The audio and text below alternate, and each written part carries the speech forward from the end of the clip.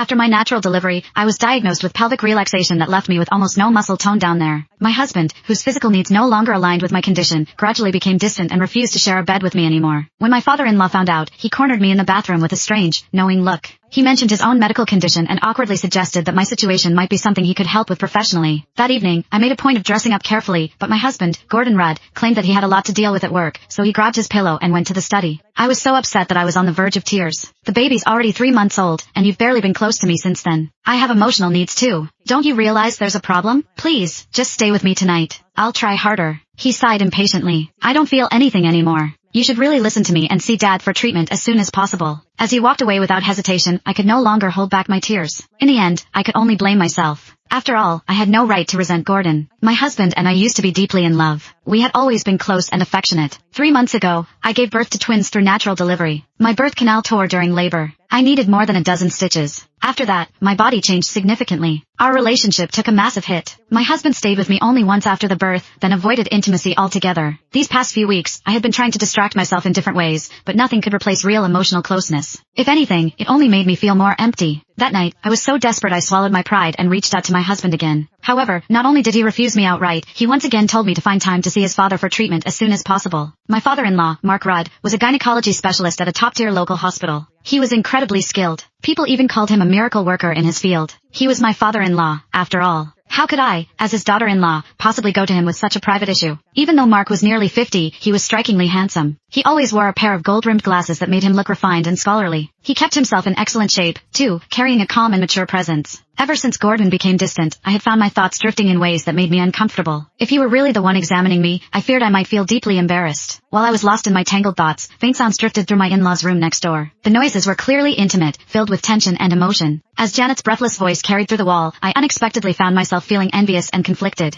If only I could feel that kind of closeness again. The thought stirred something restless in me, making it impossible to relax. Just then, raised voices suddenly came from the room next door. Janet was protesting loudly. Mark's voice followed, softer, trying to calm her down. I was stunned. Apparently, the intensity of their interaction had become overwhelming for her, and she refused to continue despite his attempts to persuade her. You're too much sometimes. If you really need this, go find someone else. I froze. The contrast between them and my own situation made everything feel even more unfair. With a sigh, I climbed out of bed and walked slowly to the guest bathroom in the living room. Standing in front of the mirror, I looked at myself. My skin was fair and smooth. I had a figure that would turn heads. Anyone who saw me would call me beautiful. Yet, despite my appearance, my husband paid no attention to me anymore. I was left alone with my thoughts. I stood there for a long time, trying to steady my breathing and calm the emotions building inside me. When Janet had made that suggestion earlier, a fleeting, inappropriate thought crossed my mind, one that I immediately tried to suppress. God, what am I thinking? He's my father-in-law.